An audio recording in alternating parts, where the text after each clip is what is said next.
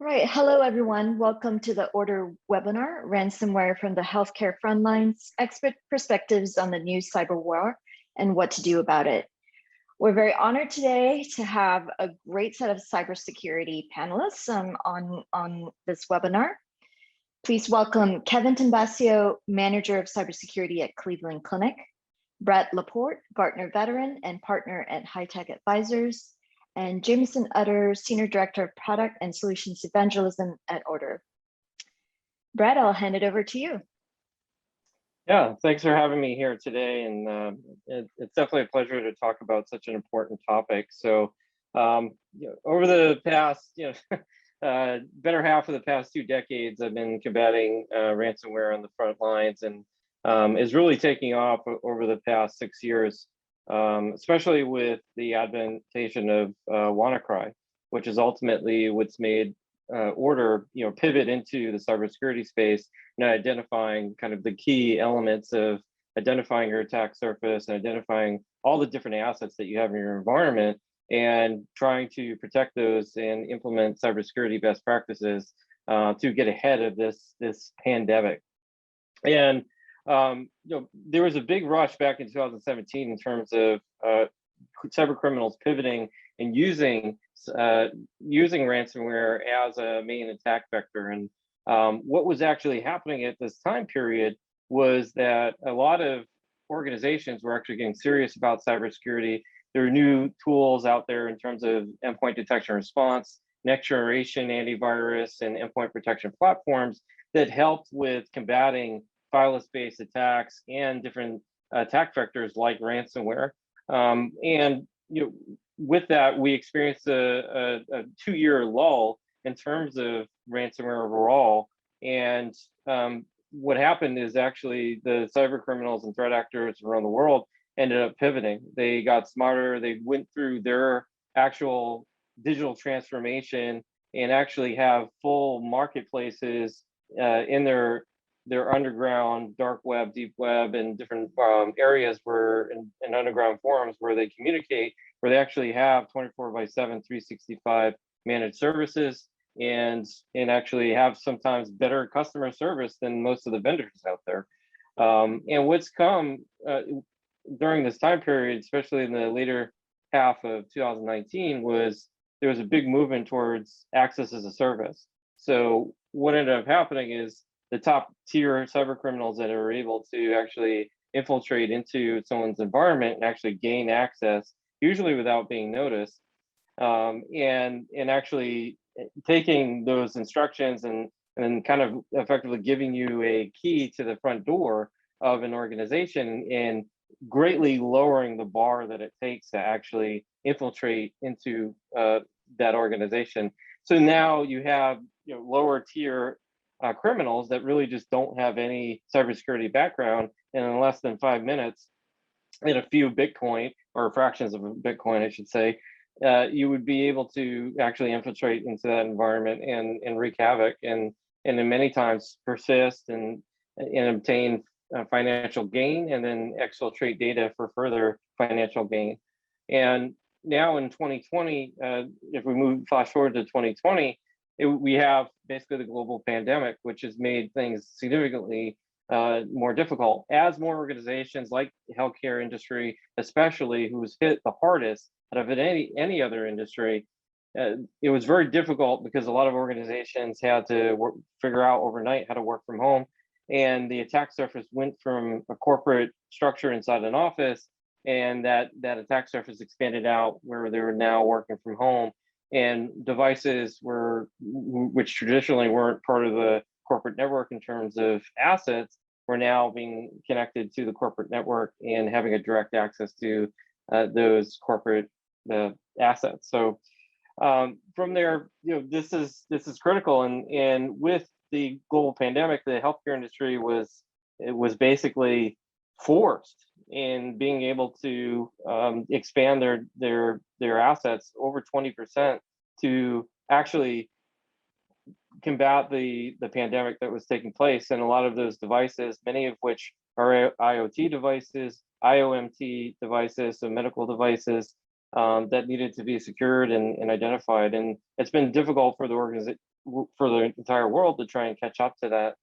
And now the pandemic has really just taken off, and we've seen now that the global average of a cost of a data breach is now over $4 million, and that's a 10% increase over last year, which was even a more increase the year before. And every 11 seconds, there is an attack on an organization. That's over 4,000 attacks globally every day. And because of this, we're seeing a lot of downtime. And the average downtime for an organization, and specifically hospitals, unfortunately, is 21 days. So a hospital or healthcare organization that's normally operating 24/7, 365, and relying heavily on the internet to do their jobs, now have to revert back to pen and paper. And in a lot of areas where we've seen very recent use cases with Scripps and Eskenazi Health, and many others that have happened really over the past 12 to 18 months as these attacks continue to increase.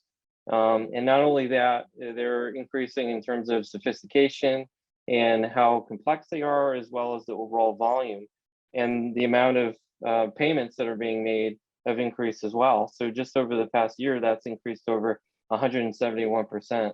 So now it's over 300,000 in terms of each payment that's being made, and rapidly becoming a very lucrative business.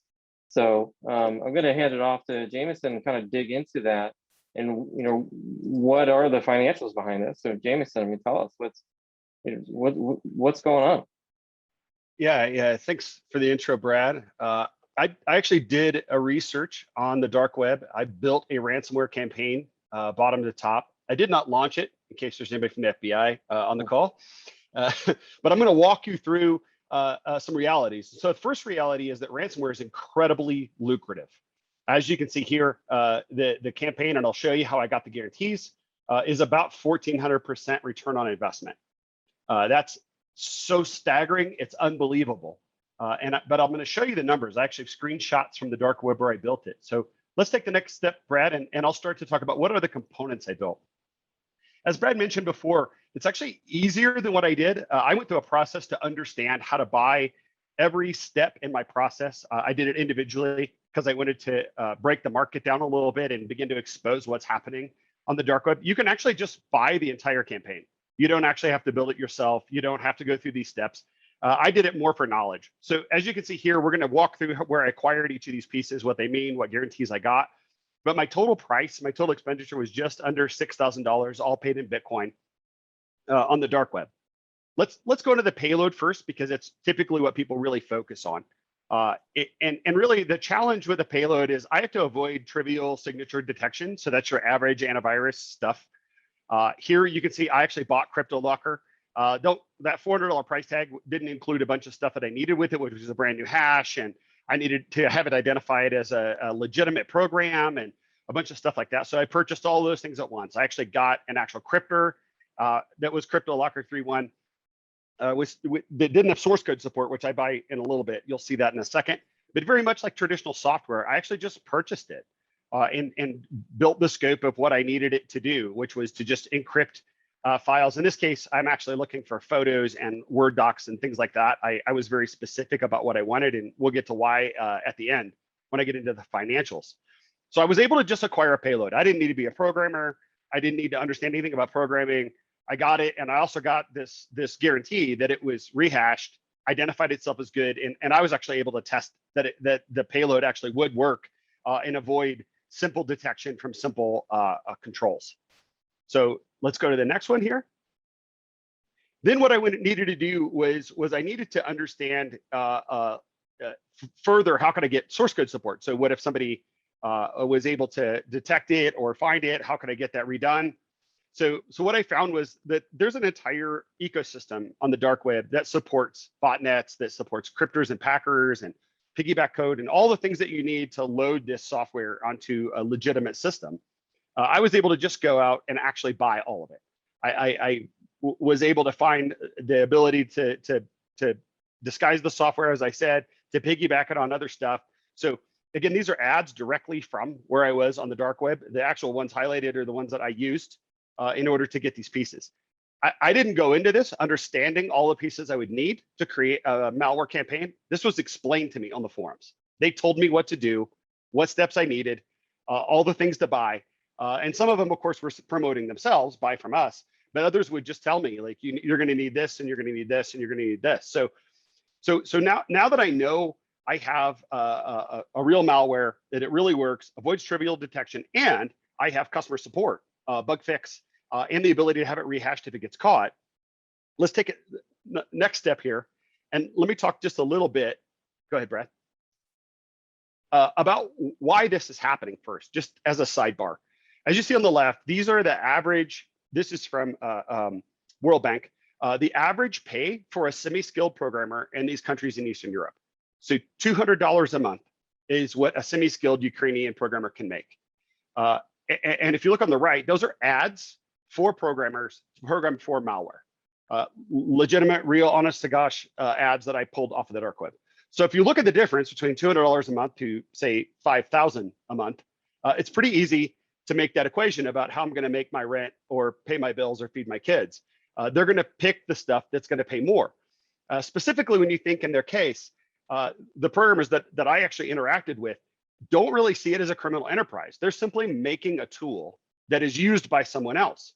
So the example I was given that I thought was really powerful to me was that if they make guns, it is not up to them how the guns are used.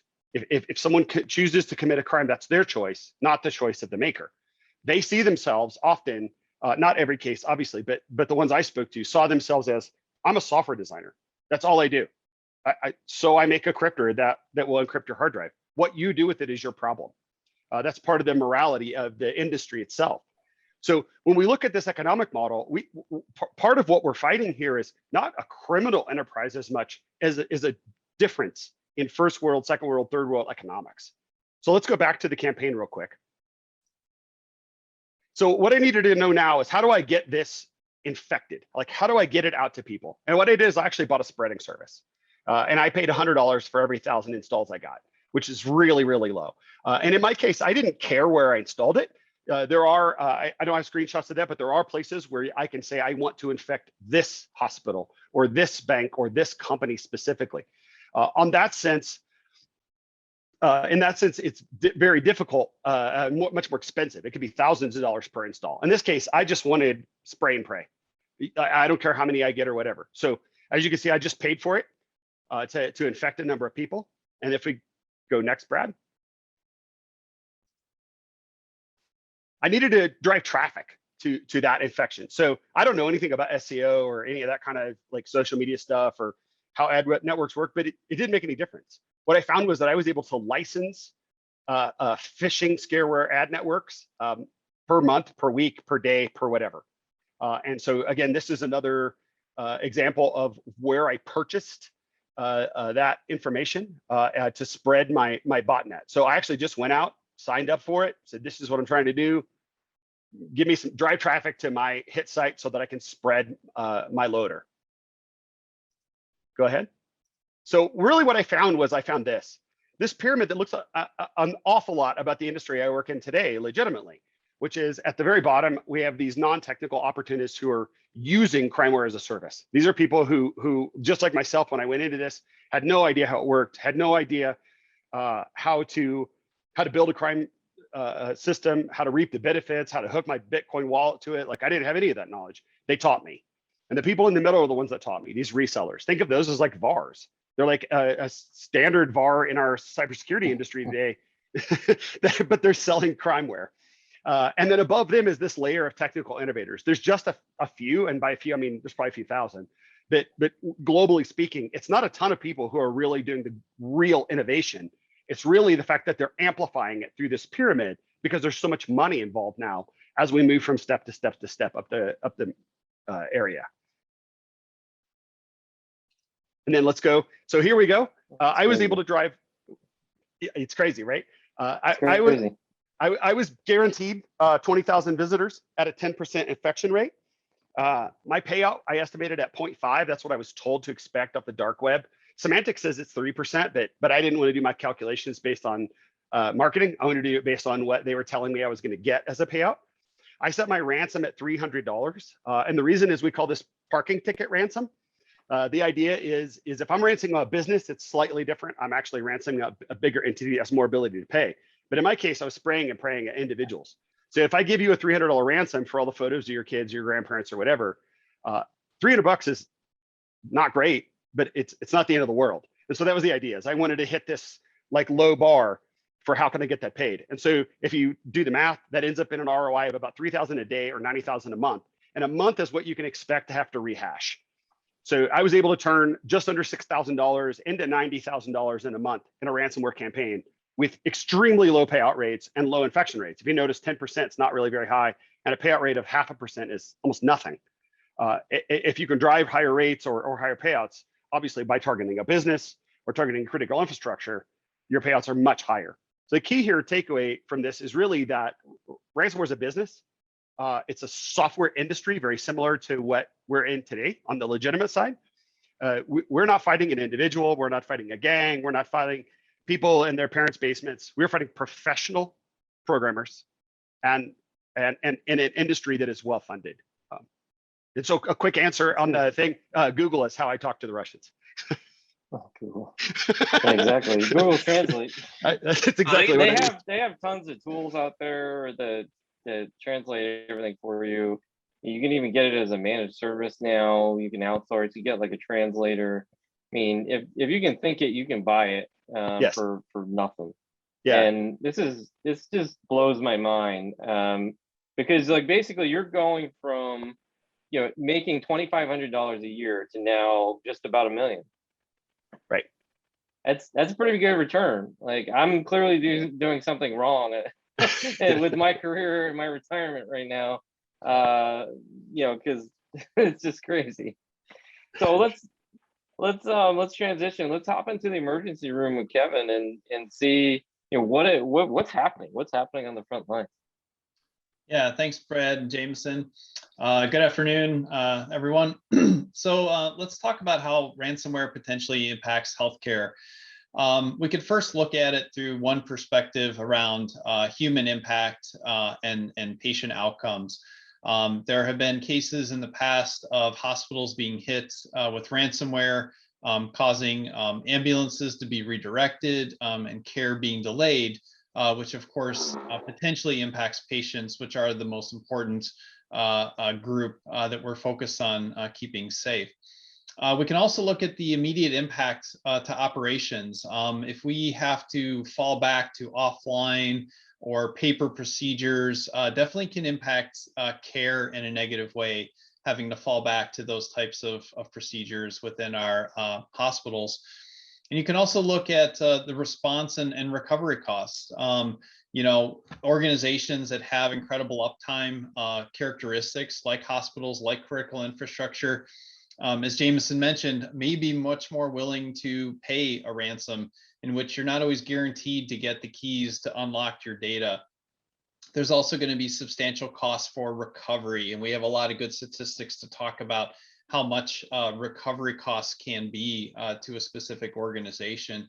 And you can also think about the reputational impact. The news, the media showing up at the hospital asking questions, the trust that you're losing potentially in your patient base and potentially your employees as a result of being impacted by ransomware. So 3 large impacts to healthcare systems in an industry where we don't have downtime, we're not closed ever. And so it can be substantial for any healthcare organization to be impacted here. Next slide. So why healthcare systems tend to be targeted? The first is really the value of information. Personal health information, or PHI, remains one of the most valuable types of information, either as a bargaining chip to prevent it from being released and demanding a ransom, or for potentially selling to third parties who want to make use of that information. Unlike credit cards and other types of personal information, you can't change your medical records, you can't change your diagnosis, you can't change your medical history. and therefore it demands a high cost, and people are, or organizations are more likely to pay for it to keep it private at that point. Low-hanging fruit vulnerabilities. Hospitals have this incredible diversity of things in our environments. There's not too many industries where you look at the variety of things on the network, from medical devices, building automation systems, industrial control systems like power and water and HVAC, elevators and other types of systems, payment systems, everything from our gift shop to cafeterias to, paying medical bills. And then lastly, a lot of just general IoT, things like smart TVs, IP cameras, all kinds of things that are on our network. There's this incredible diversity of devices that a lot of industries might have, one or two types of those systems, but we really find ourselves with all four of those general IoT systems that we have to manage throughout their life cycle. Healthcare systems also, many struggle with acquiring the resources they need to protect themselves. The ability to acquire tools and people to enact the hygiene that's necessary to keep themselves safe from ransomware. And then lastly, as I mentioned, the operational uptime requirements. Patient care is 24/7, especially in the last 18 months, especially in light of a global pandemic where we're being pressured from a facilities perspective and also being pressured from a cybersecurity perspective, unfortunately. And so with the operational uptime we face, there's little room for error. And again, targeted industries that are going to be more willing to pay because downtime is just not an option for keeping our patients safe.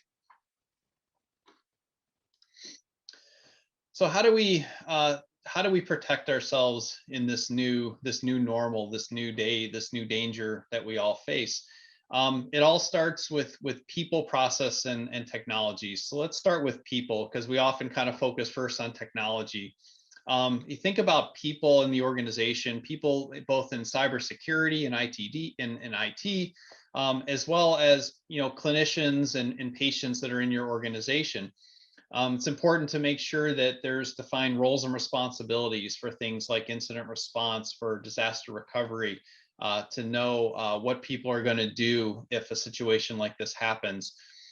Training and awareness on the processes and technologies that help keep the organization safe during a cyber attack, during a ransomware attack. Training on phishing and social engineering. So it still remains, phishing and social engineering are still the #1 way that these attacks begin and start to proliferate through an organization. And so training and awareness on those topics is still one of the top controls you can enact in your organization. It's important to perform emergency drills. It's important to have tabletop exercises. You want to be able to have people that have been through that crisis before. They've been through a simulated ransomware event. They know who we're going to call. They know who's going to come from these different departments to help here.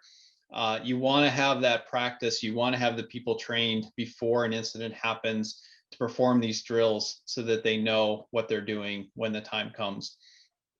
From a process perspective, it's very important, again, to have procedures, have policies that are already in place before a ransomware incident would happen to an organization. Things like having a plan for asset inventory, who's responsible for the asset inventory, how is it kept up to date, how does it become trusted in your organization. Vulnerability management. So when you bring your devices and you bring your systems in place, how do you maintain that level of cybersecurity? How do you maintain the level of patching needed to extinguish the low-hanging fruit vulnerabilities that are behind many of these ransomware campaigns? What are your procedures and processes around incident response? Do you have an incident response process? Who manages it? Who's your incident commander? Again, questions you want to have in place. You want to have answered before you are in an incident and have to react at that point. Disaster recovery. How are backups and how are recovery processes being managed? What are your critical assets? What are the critical things to back up? So you don't have to make a decision about paying for a ransom key. You have confidence in your backup procedures, and you can restore and bring your organization back up after the attack is done. And then lastly, technology. Some of the key things around ransomware. Asset management system is really the heart of the system. It's the piece that's going to enable so many of these other things that are needed to protect yourself from ransomware. Cybersecurity hygiene practices, again, technology to identify and remediate high priority risks and vulnerabilities in your organization. Security controls, whether it's a network or an endpoint control that helps you detect or prevent these attacks from happening in the first place. Making sure you have visibility of anomalous behavior, understanding what should be happening on your network, what should these devices be doing, and being able to understand when things start to look abnormal. Backups and disaster recovery, again, having that offsite disconnected backup structure. So again, you have confidence in the data, you have confidence you can restore that without having to go and pay a ransom to a criminal organization who's trying to extort money from you. So let's talk a little more about this asset inventory. As I said, your asset inventory is really critical for your success. By investing in your asset inventory, you really provide yourself the foundation for engineering and solutions for new systems, as well as supporting the operations that you need throughout your entire device lifecycle. I call it the trusted asset inventory, and think of it as the combination of your known assets, the things you think you have, as well as your what you actually have, which is going to be measured by network sensors and network detection of endpoints on your network. You may be surprised these are not always the same thing. The things we think that are there and the things that are actually there sometimes can be two very different pictures. It's going to take you a lot of time and effort to really look at how do you align those data sets? How do you understand and make sure that the asset inventory reflects both what you think is there and what is on the network there, so that you can establish that source of truth for the organization that's going to be used then for deploying controls and incident response if the time comes. You can also look at different inputs that will help you prioritize activities. Things like threat intelligence, understanding what your threats are, what are the threats that you as an organization face, risk assessments of existing systems and new devices coming in to understand what kind of risks do they bring into your organization. Network topology information to help you understand where things are, where devices are deployed within your enterprise. And then vulnerability data, again, to help you prioritize and understand what are your most important threats so you can go and dispatch remediation work orders. So you really kind of look at the inputs there between what you think you have, what you actually have, and then these other sort of feeder sources of information to truly understand the priorities, truly understand what you have, and then you can start to drive actions to reduce risks in those systems that are there. Some of the outputs we can look at, things like work orders, so generating work orders for applying controls, for checking on controls, measuring effectiveness of controls that are applied, for vulnerability management, for tracking remediation and patching across the organization. And also it has outputs that go into your SIM, goes into potentially incident response as well, things that are seen on the network combined with your threat information, and being able to then dispatch people in the SIM to take action and potentially initiate incident response. So engineering solutions for new assets, it's really important to manage the security of these systems throughout the life cycle. But when a new system is being brought in to the organization, you have an opportunity to fully understand the risks, design a solution that's going to bring the risk down to an acceptable level and put it into practice. We think of it as kind of four simple steps here. The first is analyzing the gaps, taking a look at new devices and systems coming in, having vendor conversations and product documentation, studying traffic flows to understand what the device does, what does it talk to, and what is the attack surface? What are things we can do to reduce that risk?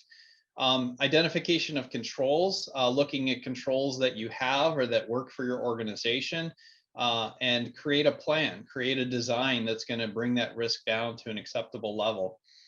The third stage is about deploying controls. So when you've identified the plan, how do you deploy these controls to the environment, generating work orders, supporting the teams on the ground who are doing the work of deploying those controls, especially at the endpoint level. And then lastly, it's important to monitor the effectiveness. We do that through some pen testing of security controls, some red teaming exercises to simulate threat actors. But until you've deployed the controls and actually tested them, you can't really gain the confidence that you've reduced that risk to an acceptable level. So the other part of it is about maintaining resilient operations.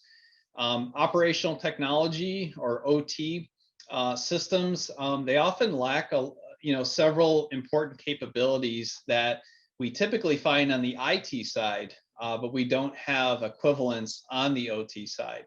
So things like central management tools, policies, we don't have Active Directory, we don't have group policies that we can push across to devices. Timely vulnerability management or mitigation. Sometimes vendors, it takes a while for a vulnerability to get a patch. And even if there is a patch, it may be very, challenging, to deploy that patch across your environment. These systems sometimes will lack, standard identity and access management capabilities, not having central user management, things like that, standard, PKI capabilities. That you normally could use in an IT world, you can't use those in an OT world.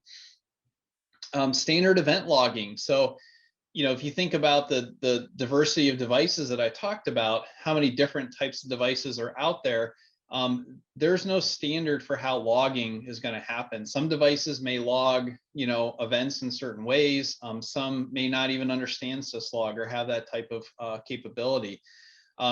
Two devices might log the same event in very different ways. And so that, again, kind of adds more pressure to us to figure out how do we bring that information together so we can piece together an incident. The trusted asset inventory that I mentioned really, again, helps you prioritize the activities that you need to maintain that resiliency. So in the case of vulnerability management, a big challenge there is identifying and prioritizing vulnerabilities across that asset inventory. Your standard vulnerability scanning tools, they're not really going to identify vulnerabilities in OT devices. They don't have the detection. They're built for detecting Windows vulnerabilities or Linux vulnerabilities. They're not going to track vulnerabilities for the most part in a medical device or in a PLC used in a building automation system. So some of the solutions there are really around, tracking new vulnerabilities in a manual way. Looking at organizations like Homeland Security or CISA for vulnerability notices, and then trying to kind of build your capability to map out those public vulnerabilities to your assets. So instead of scanning, you're going to be looking and saying, hey, we actually have one of these things or have 100 of these things in our network. Now let's enact our vulnerability management strategy across those OT devices. For monitoring detection, as I mentioned, a huge challenge is really how do you normalize the data? How do you take data from a diverse set of devices and make sense of it? You really have to focus on network level detection capabilities, which can normalize the information, basically aggregate the information to the SIM, to the incident response people, so they can take steps to take action if an incident should be declared. And then lastly, on pressure testing, the big challenge with pressure testing in an environment like this is where do we begin? What do we test? We rely on that asset inventory and risk assessments to prioritize that. and really try to take a threat-based approach so that we understand our most important threats, design testing plans and conduct our testing, and then training our IR teams, our incident response teams, to then respond and drive continuous improvement there. So one advantage of OT systems is that they tend to be very deterministic. They typically will have static connections, static endpoints, static protocols and ports that tend to be the same once the system is up and running, once it's in a functional state. Devices typically will only originate connections to the same set of endpoints, and you can kind of fingerprint that information, fingerprint that traffic flow. And if you're able to do that, you can then start to characterize what is normal here. What are the normal things this device is talking to? Once we understand normal, then we can start to talk about abnormal connections, abnormal communications and patterns that can be detected, investigated, and potentially kick off an incident response process if needed. So if a device normally talks to server A and we discover all of a sudden that this device starts scanning other devices, it starts doing port scans, it starts to initiate connections over SSH to different devices on the network. Those can be signs that we can detect. Those are things that we can start to detect in our security operations center and start to investigate as a potential incident should it happen in our environment.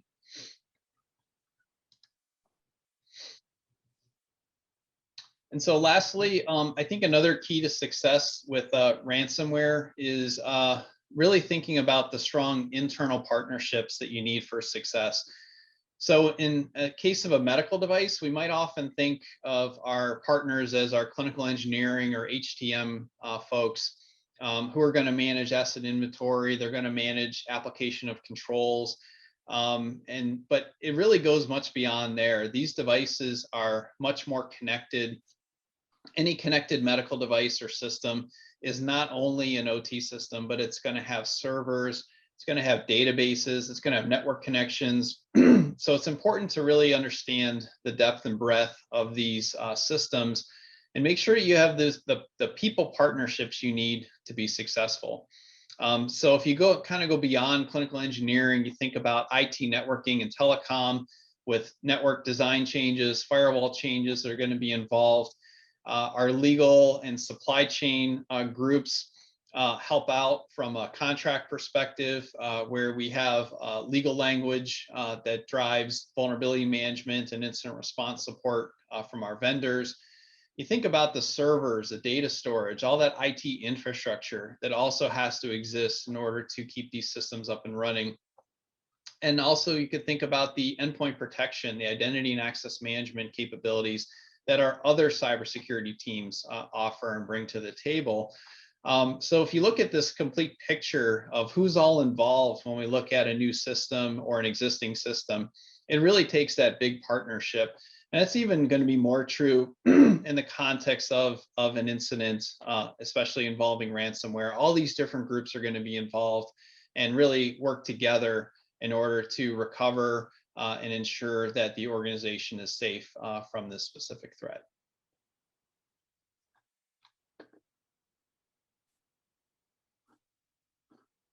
All right, and with that, I'll hand it back to Jamison.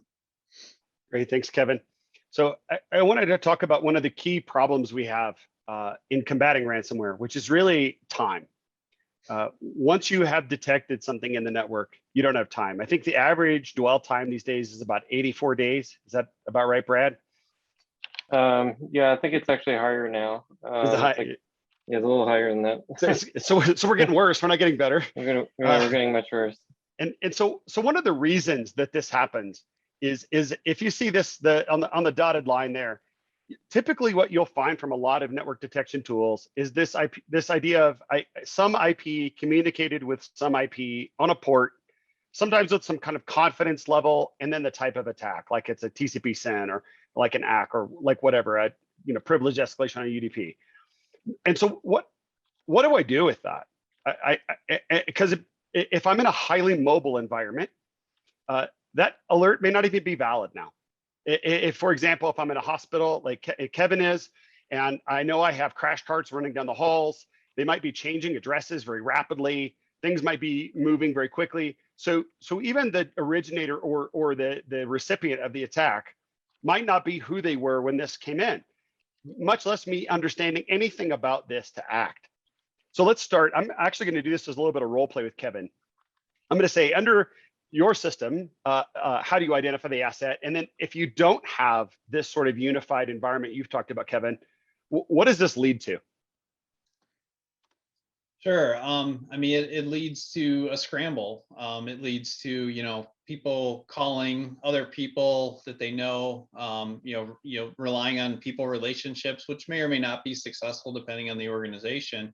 But it's a scramble. You kind of feel powerless if you are unable to understand what an asset is, because you can't really do anything else until you get that far.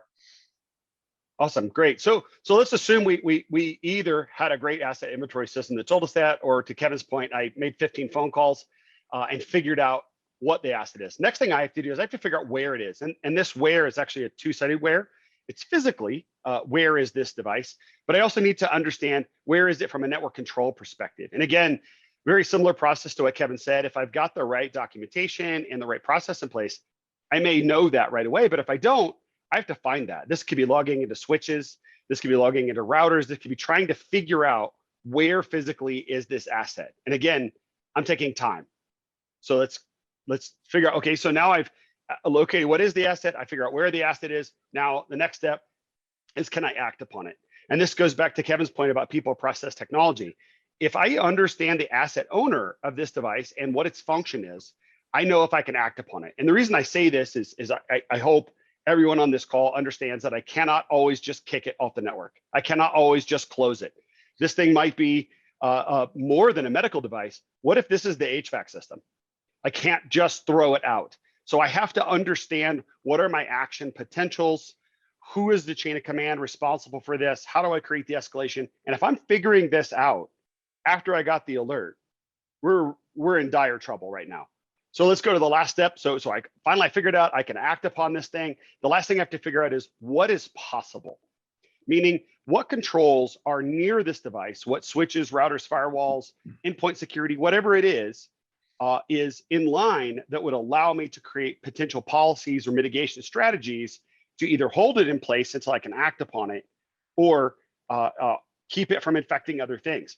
So these questions all really need to be answered either at the time of alert or before the alert. Otherwise, I'm wasting time, and this thing is propagating constantly through my network. Yeah, go ahead, Brad. And that's where those partnerships too really matter, because those seconds, those minutes really matter for you to get, the cybersecurity teams aren't going to be able to know, can you act upon this asset? What mitigations are possible? That's where those partnerships are so critical.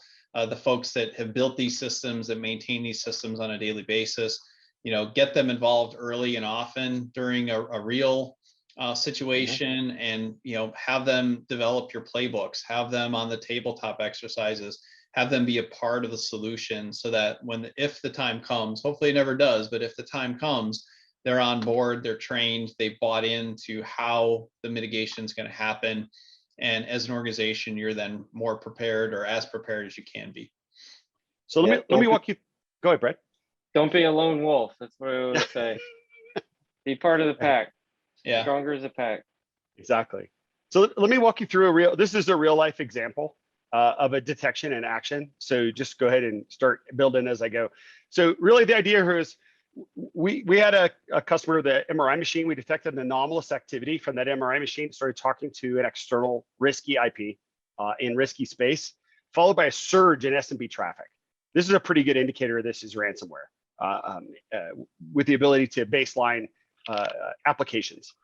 Then with a single click, the customer is able to push a mitigation strategy right from the policy engine to that device and hold it in place. They locked down the amount of SMB traffic it could have, closed some open ports, because they knew already they had detected, understood what it was, understood where it was, and what mitigation strategies were possible. So they were able to move very quickly through that process. Nextly, they understood that the unit had been backed up 2 hours before the anomaly began. that was right just from its communication with the backup server. So they could go find that offline backup that was the right one to restore. They already knew they had a breadcrumb. And further, they knew that user Mike was logged in at that time doing MRIs, that operator was. So this gave them the beginning of to understand what happened, where did it happen, how did this begin? The very next day, we got the alerts from the FBI that Conti ransomware was a thing and was a gang that was launching this. And those IOCs were loaded by us into the system. They were able to be leveraged then and pushed to the firewalls so they could block those Conti IPs and domains right from the firewall itself to create protection policies and to look back and see, was somebody else infected that maybe wasn't seen before? Have they ever talked to these IPs, et cetera?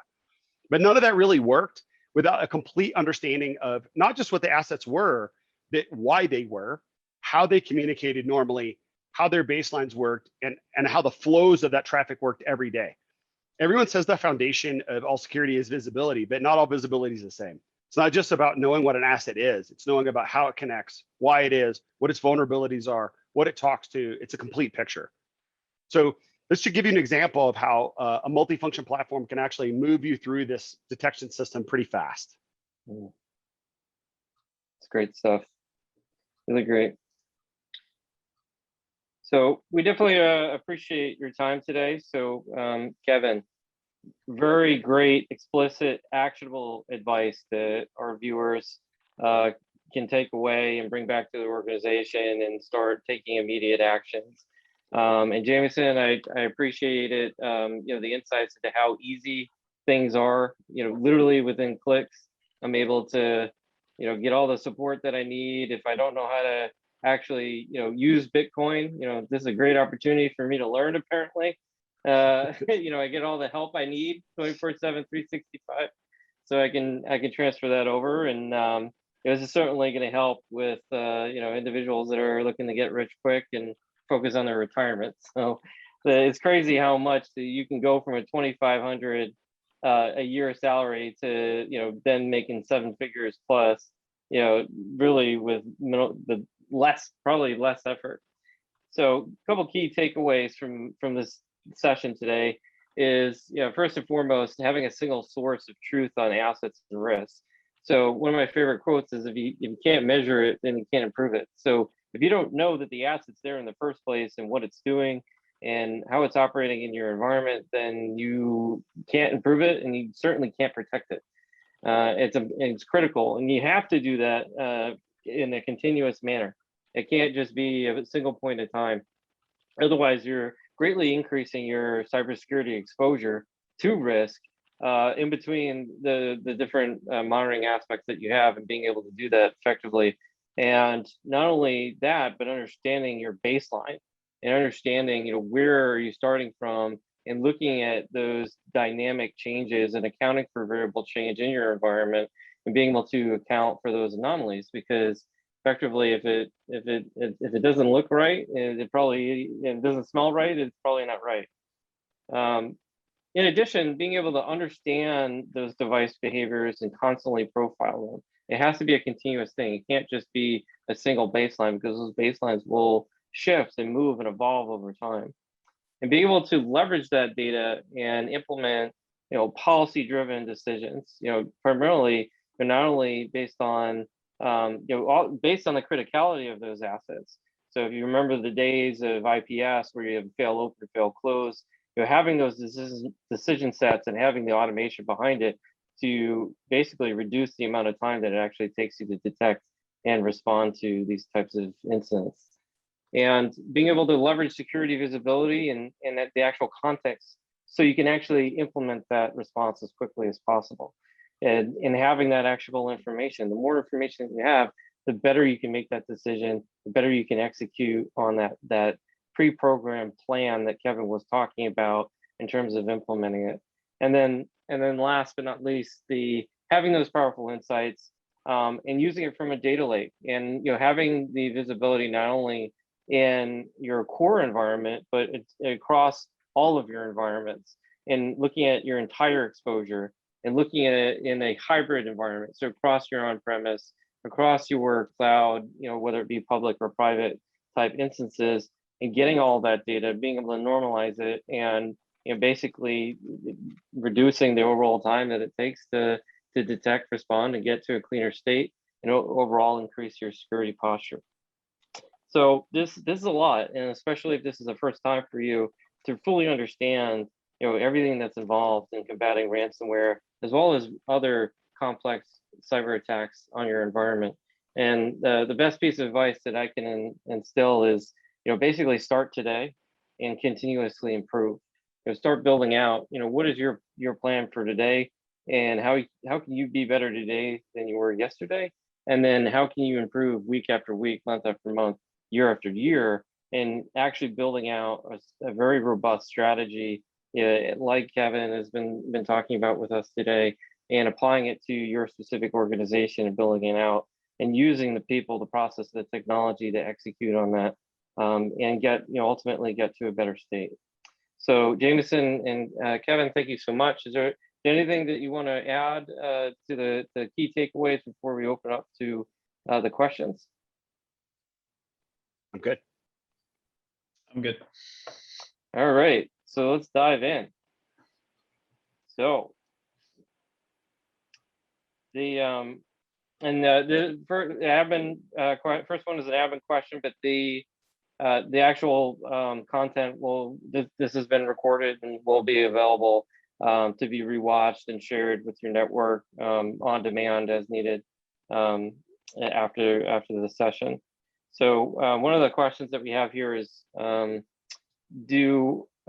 small clinics and doctors being targeted and hit? Is it only large enterprises? So Kevin, I don't know if you can answer that one. Yeah, from the research I've been doing, it looks like it is a mix of hospitals and smaller clinics that are targeted, unfortunately, with this. So it does hit healthcare of all sizes. Yeah, and I mean, certainly the research that I've been doing, so over the years, I've conducted hundreds of different interviews of organizations that were either going through a ransomware attack or had recently gone through a ransomware attack. And ultimately, threat actors are looking for the weakest link, like the easiest target to go into. So if you think of it in the structure of being able to protect your house, like a criminal that's going to break into your house, I mean, which one are they going to break into? The one that's unlocked, or the one that's got an easy door to knock down, or an open window? They're going to go for that weakest point, because ultimately time is money, and they're going after a weaker target, whether it be a mid-sized organization, a small hospital, a small healthcare provider, or an entity of that nature. It's going to be able to get in that much quicker. So I can basically attack 5 smaller companies faster and get this higher return on investment than actually going after a big target that might have a more fortified infrastructure. An additional question that we have is, do doctors really appreciate the risk? So is this message getting cascaded down to the lowest common denominator and key staff across out above and beyond just the IT owners? Yeah, in my experience, I think, and I put a little bit of this in the chat window, but I think the message resonates because if we view, ransomware is viewed as it is a patient safety issue. It does have the potential to affect patient outcomes and disrupt operations. I think if you approach it with a very technical conversation and talk about vulnerabilities and payloads and your encryption keys, like, you're going to lose your audience really quickly. I think if you have an appropriate conversation that phrases it in something that they can relate to, phrases it in terms of patient safety. How does this impact patient safety, and what steps can we take to reduce the risk for our patients? I think you can have a winning message that's going to resonate with clinicians across your organization. Yeah, absolutely. Definitely agree. Kevin, you might be able to answer this one best. So how do you properly baseline device behavior, and how long does it normally take? So I think looking at the baseline behavior, you're setting up devices in like a controlled environment, doing some traffic captures, studying product materials, understanding open ports and things like that. So you could start to kind of map out that traffic flow. So I think for the most part, it can be on the order of a week or two to understand that device, understand the types of endpoints and protocols and ports and things it's going to be talking to. So you can then build that baseline in order to understand the behavior, what's expected. Yeah, absolutely. Jamison, I don't know if you have anything to add to that or any other questions. Yeah, I don't want to go down in the weeds on how to do like ML AI to understand how devices work. But yeah, to Kevin's point, it's also a series of classifications. If you think back to your biology or botany classes, when you learned about phyla, genus, species, etc., that's how behavioral modeling really works. There's somewhat of a misnomer, I think, sometimes that people think if you're doing ML, like what if this device is infected and I learn that's the right behavior and it's wrong and it's already been infected. That's not how it works. You have a high level profile that's made up of basically thousands of customers, and this is devices behavior from them. And that may hold 6 points. I go down one level to your enterprise and how this device works in your enterprise. Every other one, the 12,000 infusion pumps, for example, inside your enterprise, all work within these next 14 points. And then I go down the next step and learn about that device itself individually. So this idea that a device is going to be learned as bad behavior or malicious is simply just not how it works. It's deeper dive, and if somebody wants to take it offline with me, feel free. But I can explain the nuances of how machine learning and all that actually work in threat detection and device categorization. Yeah, that's great stuff. Yeah, we could talk about this for hours, I feel. Probably. So, yeah, there was a Ordr specific question in here as well. Does Ordr work with any existing security solutions like firewalls, SIEMs, CMDBs, things like that? Yeah, we must. Yeah, we must. So when I talked about that when I went through the NIST wheel about the detection and response components, we are doing the identify with the help of other devices. So not only am I doing deep packet, but I'm also talking to switches and routers and access points to gain more telemetry. The more data I can understand about a device, how it connects, where it connects, how it's used, the better fidelity I can give you of not just what it is, but how it is and what it does. And so I use that data on one side for identification, and then on the enforcement side, I have to use all of that infrastructure to do anything. I have to talk to your NAC, I have to talk to your endpoint, I have to talk to your firewall in order to enact policies. And then really, honestly, in the center of the correlation is that SIEM, SOAR, or CMDB system that I'm talking to. So really, we think of ourselves as glue for that ecosystem. So those integrations are very core to what we do, both visually and enforcement.